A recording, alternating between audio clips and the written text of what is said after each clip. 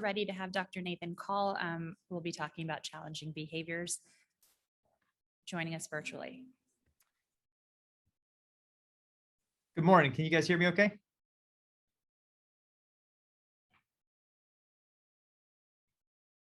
Can anybody hear me? Yes, we can, doctor. All right, great. I will go ahead and I'm going to jump right in. Unfortunately, I have another commitment right after this. And so I will try to move through this quickly and cover as much of this content as possible. I know that we're running a little bit behind, so I apologize if I'm moving a little fast.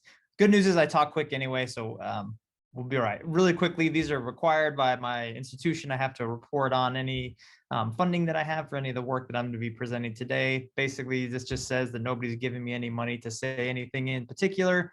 But if you know somebody who wants to give me some money to say something in particular, please send them my way. So I'm going to just, like I said, dive right in and talk a little bit about challenging behavior. And one of the things that's really key when it comes to addressing challenging behavior in kids with all kinds of developmental disorders or disabilities is to really understand where the behavior is coming from. And so I want to start by just talking a little bit about a pretty common scenario that I see in our clinics. Here at our center, we see kids with pretty significant challenging behavior. And, one of the conversations that I find myself having again and again and again with families goes something like, I'll ask the question, how are things going? And they'll say, well, not great. And they'll the family will give me a description of what they're dealing with on the part of the behavior of their loved one. And then they will, I'll ask the question, okay, well, what have you tried and how well did it work? And usually, if they're seeing me, it didn't work beautifully, but I'll hear things kind of like, well, we tried some behavioral. First thing they'll say is that we tried medication, frankly, right? And in this day and age, by the time a family gets to me, they've tried all the easy stuff and it hasn't worked as well as they wanted, or they wouldn't be in my clinic in the first place. And so medications tend to have had kind of spotty or maybe a little bit of success. I hear a lot of people say it's kind of taken the edge off, but we're still dealing with this. Or I'll hear it hasn't worked at all. But when it comes to behavioral interventions, what families will typically say is, well, we tried, fill in the blank, timeout, a token system, some other, strategy. And when you ask, well, how did it work? You kind of have mom will look at dad or vice versa, and they'll say, I don't know, it seemed like it worked for a little while, but not very well, or it kind of worked in some situations, but not others. And overall, what I tend to hear is things are kind of sort of helpful, but not sustained success or not across the board successes. And so that's something that I think you hear a lot, but it's interesting because if you look at the research literature, there's a lot of evidence that these interventions can be effective. And so I'm very interested in this discrepancy between what in the literature at least is supported and from the sense that this can be very effective to the real world effectiveness, which is kind of sort of, but not all the time and inconsistently. And why would there be that discrepancy? And really, when you start to do a deep dive into why that would be the case, the reason for this really seems to have to do with the degree to which the intervention itself is based on information about the function that the behavior serves for the individual. The reality is there's a lot of different kinds of behavioral interventions, right? I just mentioned a couple: timeout, token economies, and so forth, right? And the reality is that even though there's a bunch of these different interventions, selecting any given intervention for any given individual really is likely to have a wide impact on whether or not it's successful, and that is oftentimes mediated by the function that the behavior serves for that individual, right? And function, what I mean is the purpose that the behavior serves for that individual. Think about it from the standpoint of what is it this individual is gaining by engaging this kind of behavior, or escaping from by engaging this behavior. Those are two of the main ones, right? So, two individuals might engage in the same exact behavior, but for one of them, they're doing this to get attention or to get access to a preferred thing because they've learned that, hey, people try to calm me down when I start to throw things. And so that's a really good way to get a cookie or my iPad or what have you, right? Because if I get disruptive enough, someone will try to calm me down by giving me something I want. Or someone else might have learned, that if I were to kind of get in the individual's head and speak for them, they may have learned, what, if I get disruptive enough, people back off and they leave me alone. So when someone comes up to me and says, hey, it's time to, do this task that you don't like, get your shoes on or whatever, right? If I get disruptive enough, people back off and they leave me alone. And so that's what I'm referring to when I talk about function. What is the purpose that the behavior serves for them? And when it comes to identifying the purpose or the function for a given individual, the gold standard methodology for this is what's sometimes called functional analysis. Now, again, if you've been through the IEP process and stuff like that, you'll have heard about functional behavioral assessment. This is a subtype of functional behavioral assessment. It's kind of considered the most rigorous form of functional behavioral assessment, and really involves directly manipulating the environment in ways that we think of as analog conditions. So analogous to the real world in ways that are important, but also distilling specific sets of circumstances into discrete events. And the reason for that is because if you go out into the real world and your loved one engages in problem behavior, it gets aggressive, let's say you go to the store and the child gets aggressive. Well, it's really hard to isolate what caused that one particular episode of aggression, right? Is it because we walked past the candy aisle, or we walked past the snack foods, or the clerk made a face at the child, or there was another kid over there who was looking like they were having fun, or it's a Tuesday and Tuesday is Taco Tuesday and he hates tacos. Who knows? There's so many things going on at once that's really hard to isolate the one set of circumstances that contributed to that particular episode of challenging behavior. And so functional analysis, what it does is to distill those things down into individual pieces and test them one at a time. Think of it as the behavioral allergy test, right? So if you prick your skin, you have an allergy attack, you go to the doctor, they prick your skin with 50 different things. And, my brother just recently went through this and he sent me a picture and had all these little pinpricks with the number written on it next to it in ink. And he said, guess what I'm allergic to? And I said, it looks like ink, because they're all looking bad, man. But you can isolate those things and figure out what is causing the reaction. And so this is similar in the case of a functional analysis. And the easiest way to explain this is probably just to show you. So this is a graph of functional analysis for a child that we treated in our clinic. Each one of these little symbols here represents a 10-minute condition, again, where we're trying to isolate as many different variables as we can so that we can just test one thing at a time. So each one of these conditions, something different was happening. If you look at this first little dot, and the higher it is, I keep forgetting Zoom's reversed, the higher it is on the y-axis, the more problem behavior occurred in that 10-minute session. And so if you look at the first one, it's this little darkened in circle. The closed circle represents our control condition. It's the condition where we think everything should be okay. So this was a child, and in his case, he had free access to preferred items. Nobody was asking him to do anything he didn't want to do. He's getting lots of attention. And if you look at all the dark circles kind of across this x-axis here, you'll see they're all at 0. So sure enough, as long as that was the set of circumstances, things looked really good, which makes it a good control as a comparison for other conditions. If you look at the next one, we see these darkened in squares, and the darkened square is a situation where we would think about looking at whether or not this child is engaging in this behavior to gain access to preferred things. And so in this case, we had done some assessment. We knew he really liked an iPad. And so we set up a situation that was analogous, right? Hence the term analog. So this analog condition that's analogous to a situation that comes up a lot, which is kid's doing something he likes to do, and then he has to stop doing it. So he's playing with the iPad, and a therapist would come over and say, you know what, buddy, we need to take the iPad and put it on the shelf for just a minute. They would reach over, they'd start to remove it. If he became aggressive at any point, they would say, never mind, you can have the iPad. And they'd give it back for about 30 seconds. And then they would repeat that as many times as they could within that 10-minute period. And you'll see initially we saw a little bit of problem behavior, but over time it kind of stabilized in this 2 instances per minute, which if you think about a 30-second break, that's pretty efficient. That basically means every time they went over there to take the iPad, he became aggressive and they backed off. Now, the other condition here that you'll see is a open square. This is a situation that's really similar, only in this case, they're testing to see whether the aggression was occurring to gain access to attention. So we'd set up a situation, again, it's analogous to a pretty common real world scenario where, hey, look, you play over there with something that's kind of sort of preferred, not an iPad, but still not bad. You go hang out over there with that thing over there. I have to go do some paperwork or pay the bills or whatever. They would not give him any attention. If aggression occurred, they would go back to him and give him attention before restricting it again. And what you'll see is we never saw challenging behavior or aggression. In his case, it's all along that bottom x-axis, right? The 2 triangle conditions are really similar. This is to test out whether the behavior is occurring to escape from demands. We have 2 different types of demands, hence 2 different kinds of triangles. And so what would happen is the therapist would say, okay, buddy, it's time to do some work. And they would present either an academic task or a self-care task and say, it's time to do this for a little bit, start doing some work, prompting him through it. If he became aggressive, back off. Hey, never mind. You don't have to do that right now. Give him a 30-second break before they would try to reinstitute that demand. And sure enough, you see that in both of those triangle data pads, problem behavior is pretty elevated. We're seeing pretty high rates. In fact, getting up as high as about 4.5 instances of behavior per minute over a 10-minute period. And so in this case, we're looking at the differentiation between that control and each one of these other data paths, and we're seeing pretty consistent differentiation between control and the escape conditions and the tangible conditions, telling us that this kid seems to be using aggression. The function of his aggression is to get people to back off from demands and to gain access to a preferred item or activity. And when you think about what that means from a treatment standpoint, right? So a lot of caregivers might say things like, well, I tried timeout and it kind of sort of worked and it kind of sort of didn't. Well, think about what timeout would look like for this kid. Timeout, typically it's, you did something that you weren't supposed to do, you maybe got aggressive, and so now you have to go have timeout somewhere. Let's just say in my house, when my kids were little, it was on the steps. You got to go sit on the steps for a couple of minutes, buddy.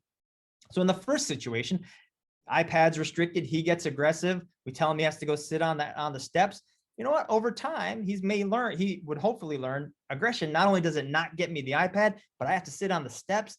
That kind of sucks. There's no iPad there. I don't get to do anything that I like. It's kind of a terrible outcome. So maybe next time I want the iPad, other means might be more effective, right? Especially if we teach him other ways to access an iPad. But in the other situation, it's time to do a task. It's time to do some academic skill tasks, practice academic skills, or work on a self-care task. Someone comes over, says it's time to do this. He gets aggressive and we back off, right? Time out in that situation. If we say, all right, time out, go sit on the steps for a couple of minutes. Well, that's exactly where he wants to be, right? There's no tasks there. He's just going to be happy as a clam. I don't have to do the things you're asking me to do. And so in essence, this is actually going to potentially make things worse, not better. And so it's no surprise that if you kind of pick one behavioral intervention and apply it across the board for this individual where the behavior serves multiple functions, it's not surprising that it's intermittently effective. Sometimes it works and sometimes it doesn't. And so this is why this idea of function really is central to having these behavioral interventions be consistently effective, because it has to be based on what the purpose of the behavior is for that individual. All right, I'm going to jump into interventions and just looking at the clock here. And I think we have time to get through most of this material. So when it comes to approaching challenging interventions for challenging behavior at our center, and we've thought quite a bit about this over the last couple of decades, and really have settled on a good treatment plan really needs to have 4 elements. And every intervention should have these 4 elements. They may look really different for any given individual and any given family, but you at least need to cover these 4 bases, right? The first is you need to do something around prevention. From our standpoint, prevention really means doing the things that you can to avoid the behavior happening in the first place. My experience has been that parents are usually pretty good at this step, right? Usually families have kind of figured out, well, we walk on eggshells and we just do everything in life. We arrange our whole life around making sure that this behavior never happens. I had a family that we saw recently who, and this is not an exaggeration, child had to have 13 devices with screens on his person at all times, right? It was 11 iPads, an iPhone, and like the old iPod, right? And when they wanted to charge one of them, they had to wait till he fell asleep and sneak it away so they could charge him, because they had just gotten so used to giving him these screens to try to avoid challenging behavior. And it was relatively effective until like the batteries died or they weren't working the way he wanted them to. But again, families will go to great lengths, has been my experience, to avoid these things. And even though that may seem really unrealistic, it is an important arrow to have in your quiver, or tool to have in your toolbox, or whatever you want to call it, the arsenal or whatever. That's the treatment plan. It's important to have these be accessible and have a plan for how one might use these strategies, because there are times that arise when you just can't implement other strategies. You just need to be safe. I think about the example, we had a young woman who would get aggressive anytime preferred music was not available. She really liked gospel music. And so if she was listening to gospel music and this channel on the radio got changed, or the iPod died or whatever, she would get really aggressive. And so we had a whole set of strategies around how this family was going to work on that. But she also would get aggressive if they were in the car and the music stopped, and she would attack the dad from the back seat when he was driving on the freeway at high speed. And at one point they had to pull over on I-85 here in Atlanta. And if you know I-85 in Atlanta, you know that they call it that because that's kind of your minimum speed. And she was running, she actually got out of the car and was kind of got it into a really dangerous situation where she stepped into traffic. She's okay. But when you're driving in the car at highway speeds, that's not necessarily the time to, I don't know, like wait them out, right? Like this is when you use these prevention strategies, because you can't really allow the behavior to happen in the first place. So a second part of a good treatment plan is a behavioral intervention. And this is the part that, the previous speaker was talking about a little bit, and that really we tend to put a lot of our emphasis on. If you're working with folks in your community or service providers in your home, a lot of the time, this is where they'll be putting their focus as well, because it really is the piece that is going to produce the long-term gain, right? This is really a set of procedures that are going to decrease the frequency of challenging behavior over time. So this is things like making sure that if the behavior occurs, the preferred outcome doesn't actually get delivered, so that the child will learn over time that that's not effective. This is teaching alternative skills to access things that are preferred or to avoid things that are non-preferred. And so a behavioral intervention over time is going to prevent the behavior from happening in that situation in the first place, which is really going to be a more effective strategy in the long run. But it's also a lot of work and it takes time. So that's why part of these treatment plans really need to include a behavior management strategy. And we think about this as, how are we going to mitigate the effects of the behavior so that we can still go about our lives? Or maybe while the behavioral intervention is coming online and first starting to have its effect, the behavior is still happening somewhat. And so we need to have a strategy in place to make sure that if that behavior happens, people aren't getting hurt. We can still work on the IEP goals that we were just talking about. Everybody's safe, everybody's able to kind of function and still get through their day. Without necessarily seeing a lot of harm come about because of that behavior. And I'll talk about some examples of mitigation strategies or management strategies in a little bit. And then the last is the crisis management strategy. And everybody needs to have a good crisis plan just to, again, take a dangerous situation or a hazardous situation and make it safe as quickly as possible. Now, a lot of the time, a crisis management strategy looks like the exact opposite of the behavioral intervention. So I'll talk a little bit about that as well as I get to that in just a minute. So I talked about prevention earlier. Again, families are usually pretty good about prevention. They've oftentimes hit on a lot of strategies on their own. Sometimes we can do a little bit to kind of tighten those up or find other ways to prevent that are a behavior that are not quite as burdensome for the family. But I also think about that there is this potential for over-reliance on prevention that can really be potentially harmful. Now, I think about, this is my own terminology. You won't necessarily see this in the literature or anything, but families may find themselves at different points along a continuum of reliance on prevention. And on the one end of the continuum, I would think about this using a made-up word of accommodation, right? And the family that I can think of that exemplifies this the best, there was a young family with a young teenage daughter, and she really loved slushies. And like, that was her favorite thing. When they would drive past the convenience store, they'd have to go in and get a slushie every time. If they didn't, she'd get really aggressive and destructive. She had actually trashed a convenience store from the inside at one point. And so this family had relatively significant means, and they actually went out and bought a slushie machine, right? And so if I were thinking about this family, and if you were to kind of talk to them and get their perspective, they might say something like, you know what, our daughter, she's got some challenges in life. We love her very much. We want her to be happy as much as possible. There are some things that she really cares about in life, and we want to make sure that she has access to those so that we can keep her happy as much as we want. All right. And when I think about it that way, that's a pretty reasonable frame of mind, right? The parents get to make those kinds of decisions. And if they have the means to provide something like that, good for them.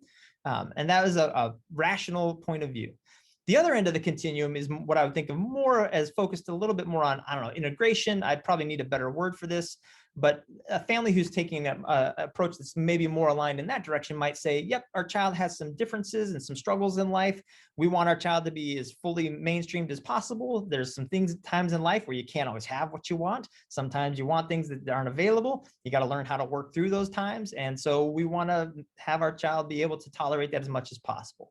And so also a reasonable point of view, right? That's not unheard of to think through, that the parent might try to make that kind of decision. And so I don't really try to make judgments about this being one good and one bad, but it is important to think through what the ramifications of those two approaches are, right? So on the accommodation side, you got a family who's really probably avoiding a lot of challenging behavior, whereas on the integration side, these may be families that are more likely to have to kind of work through challenging behavior when it occurs. So in the one case, on an accommodation side, that child might be pretty happy. Slushies on tap all the time. Slushies for everybody, right? That sounds like a pretty good world to live in. Now, when the slushie machine breaks, you're kind of hosed. But overall, you got a child who's probably pretty happy a lot of the time. Whereas family who's trying to work more on an integrative approach, that child actually might be pretty upset a lot of the time as you're pushing the envelope. So again, both reasonable points of view. I'm not an ethicist. I don't have a church. If I run a clinic, and so I don't really make judgments about right and wrong. Instead, I try to think about how to help families achieve the goals that they're setting for themselves and their loved ones. And so both are reasonable. Both sets of parents get to make those choices. The problem that I see come up sometimes, though, is a parent wants one outcome, but the other approach, right? So a family wants to give the kid what they're looking for most of the time, but they want their child to be as fully integrated as possible, right? And that's where I start to see things break down a little bit, knowing, well, prevention's fine, but you need to know that at the end of the day, if you rely on it exclusively, you're probably not pushing very hard. Your child may not be learning to tolerate those periods where their slushies are not available. And so I think it's an important distinction to think about. One of the number one things when it comes to that next piece, the behavioral interventions piece, right? So we've talked a bit about prevention. When it comes to behavioral interventions, one of the big things that I really try to highlight for families, especially, is that as much as these interventions can be very powerful, and I see the most difficult kinds of kids, and we see really pretty good outcomes. These are effortful, and they oftentimes require a family to take one step back before they can start moving forward in their goals. And so that might mean taking a step back on other parts of your daily routine and saying, we're not going to worry about some things right now so that we can focus on challenging behavior. That might mean we're going to maybe give this child everything that they ask for a while so that we build up a little momentum behind reinforcing requests instead of challenging behavior. There are a lot of ways in which it can be necessary to take a step back so that then you can advance things further than you were before. The best example of this I can think of, we were at a school, there was a child who was kind of running around a classroom causing all kinds of mayhem. We kind of sat and asked the teacher, what's he supposed to be doing? Well, he's supposed to sit at his desk and do seat work on his own independently for a little while, work on worksheets. He was running around the classroom, tearing up other kids' worksheets, throwing things, really causing a lot of difficulty. And so we said, all right, well, we'll work on this. And so we had to take a giant step back, right? So the expectation was he was going to sit for a while and work independently and on worksheets. We started from a standpoint of, let's just get him in the seat for a split second. And so if he sat in the seat, he could have his really highly preferred thing. I can't remember what it was. We'll say it's an iPad because these days everybody likes iPads. So as long as he's sitting in the seat, he could have his iPad. If he got up from the seat, the iPad went away. And sure enough, pretty quickly, he was staying in his seat pretty well. Not doing any work. We'd taken a big step back, but he was at least sitting in his chair, not running around the classroom. And then we started to say, well, look, you can have your iPad, and every minute and a half, we're going to slide it away and present a worksheet. And all I have to do is to look at the worksheet, and then we're going to slide it back. Sure enough, over time, a little bit of disruption, but gets that back under control. Eventually get to where he'll tolerate the worksheet being there, and he has to do a problem, and then he can have the iPad. We got to the point where he was working for about 8 or 9 minutes at a time on worksheets independently. Went to the teacher and said, all right, look, we're so proud. Look how he's doing. And what we got was, well, he's supposed to be doing it for 15 minutes. So there was this really reluctance to taking that step back because there was an expectation that, well, the other kids are supposed to be able to do this. It's not fair. And our perspective was, well, but aren't 8 good minutes better than 15 bad ones? And so this idea of being ready and willing to say, all right, we're going to put some other things on hold so that we can make advances in one particular area where that it seems to be out of alignment with what we're trying to do for this individual, is an important idea that I think needs to take root. When it comes to these behavioral interventions, and I don't have time to get into a ton of detail about these, that maybe that can be for next year, right? But one of them is one of the key ingredients is this idea of extinction, which is really disrupting the relationship between that challenging behavior and whatever the functional reinforcer is, right? So if the behavior is occurring to get access to the iPad, you got to make sure that the iPad never happens when the challenging behavior happens. Now that will work pretty well, but it will work a lot better if there's some alternate way for the individual to access that same functional reinforcer through some other appropriate means. So if that child, wants the iPad and he's learned that hitting people will get it for him, and now it's not, you're going to see improvements a lot quicker if you at the same time teach him some way to ask for an iPad more effectively.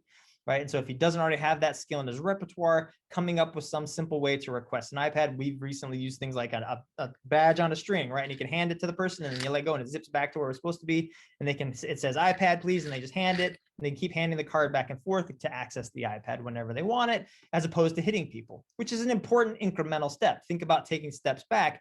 That's nice, but it's also not the real world where you have iPads every time you ask for it, which is why it's important to then increase the social validity of that intervention. And what I mean by that, these are some data from that same individual whose functional analysis I showed earlier. And we did exactly what I just described. We had this young man who he was hitting to get access to the iPad. We then taught him to request the iPad by handing over the card. I'll just skip ahead. So the bottom panel here are the requests. So initially we see pretty elevated challenging behavior in that first phase on the top, and on the bottom, he was never using requests to ask for the iPad. In the next phase, we started using Extinction. If he hit, he never got the iPad, but if he asked appropriately using the card exchange, he did. And sure enough, aggression went away, started to ask pretty reliably. We actually reversed back then. We actually told him that the card didn't work anymore. And if he hit, he got it, because we wanted to make sure that the treatment was working for the reason that we thought it was, right? Not just because it was a random day and he was having a good day. We want to know that this is working for the right reasons. And sure enough, when the card stopped working and the hitting did, we saw him switch back. And then we went back to the treatment and he could request, and that was working again. So all of that was really effective. But again, not the real world. That's not how most kids operate. You can't have what you ask for whenever you ask for it all the time. And so we needed to start to increase the social validity of that treatment. These are the same data, just kind of scrunched up. And so what we did next was actually set up what we call a multiple schedule. This is kind of using that ABA approach that was described earlier. And in this case, what we did was we set up two different stimulus conditions. In his case, it was a red card and a green card. So when the therapist was wearing a red card around her neck, if he requested the iPad, she would say, sorry, buddy, not right now. You can't have that. You can ask again in a second. And when she was wearing the green card, if she requested the iPad, she'd say, sure, here you go.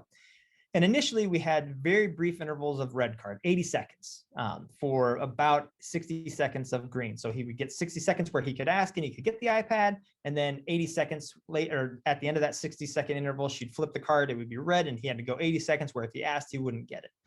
And if you look at these data, you can see initially we saw some of that problem behavior came back. The other thing you saw was that he continued to request, but in this case, the open triangles, the white triangles are periods where it was the red card, and the dark triangles are periods where it was green. So you can see he continued to make requests whenever that green card was present, but he eventually learned that when the red card was present, it doesn't do you any good to ask, but also that eventually the green card's coming back around. So don't worry about it too much. And we didn't see a lot of problem behavior come back. And even though we started with pretty brief periods of 80 seconds, we worked our way up to 900. So that's 15 minutes. From there, we taught the caregivers to do this, train them so they could do it and continue to support them in the home. And they worked their way up to 45 minutes. So they could actually go 45 minutes where if you asked for the iPad, they could say, not right now, you'll get your chance in a little bit.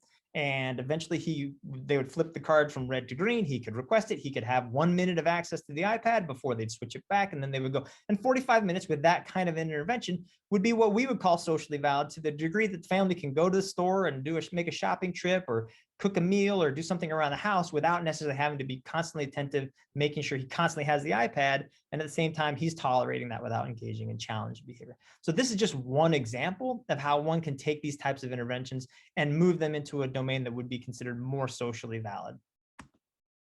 Again, I'm going to skip ahead a little bit because I know we're short on time. One of the big things to know is that these things do take time. That's kind of their downfall. Their work, they are effortful. The family has to implement them. They have to implement them consistently, and they take a while. And so that means really being as vigilant as you possibly can, as consistent as you can, but also having those other parts of the treatment plan, the prevention, the crisis management, the mitigation strategies, so that you can still be working on this when you've got the time and bandwidth, but you also have strategies for those other times.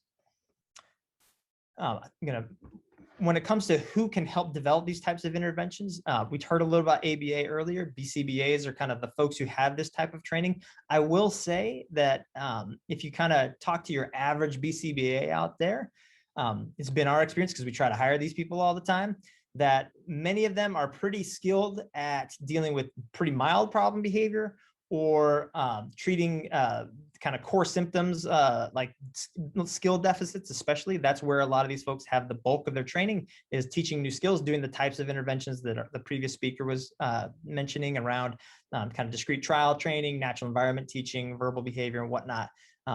They tend to have less concrete training in dealing with more significant forms of challenge behavior. And again, I know that because we try to hire people with experience, and there just aren't that many of them that we find. And so we end up having to train them ourselves for the most part. One little question that you can ask, if there's a tip I can give you on how to identify someone who maybe does have a little bit of this more specific experience, is to ask the question, have you conducted a functional analysis before? Unfortunately, it's something that is not necessarily required, and people don't do all the time. And there's actually been some data to show that really about 3/4 of the time, folks are not using the functional analysis. Now, I want to say, you need not always actually conduct a functional analysis. And I'm not one of these people who's going to run around and say every kid with challenging behavior has to have a functional analysis. But if a BCBA has never done one, then they probably don't have the kind of experience to work with challenging behavior, even in those instances where someone may not need it. And so asking the question, have you done this before? And if they say, well, what we hear a lot, well, I watched my supervisor do it once during my training. Yeah, that's probably not the kind of in-depth experience that you're looking for someone who's going to really be able to help with more significant forms of challenging behavior. Again, doesn't mean that they necessarily have to do the functional analysis for every kid, but I want to at least know that they have it in their toolbox if I need it. When it comes to management strategies, again, I've talked a little bit about this. One great example is the approach that we use for elopement. Kids who wander off, who put themselves in harm's way. There's recently a tragic incident of a young man who had autism here in Atlanta, who his favorite thing, he was 18, nonverbal. His favorite thing to do in the world was to go for car rides. And unfortunately, got into his neighbor's car without permission, sat in the back seat, and his neighbor shot him, and he passed away. So elopement is one of these life-threatening behaviors.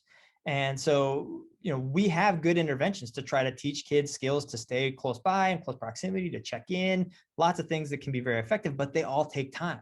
And with elopement, with it being life-threatening, it's not something to mess around with. So what do we do while we're working on that behavioral intervention? We have a lot of prevention strategies, right? So we got the deadbolts on the door and all those kinds of things, but we also want to have a plan so that if elopement occurs, we are able to activate quickly. So we have an emergency plan. If this young man, if a child elopes, we have all the contact numbers for people that are close by. We've talked to all of our neighbors so that they know what our child looks like. So if they see him wandering around, they know this young man, maybe it's okay to stop him and bring him back to our house, or they're willing to help us form a search party if we need to go looking. And we've identified all of the risky areas in our neighborhood where if there's an elopement event where our child might go, and we're going to start with the most dangerous places first, like bodies of water, and work our way down from there. So those types of strategies and plans, having that in place to mitigate the effects of these kinds of behaviors, are really critical.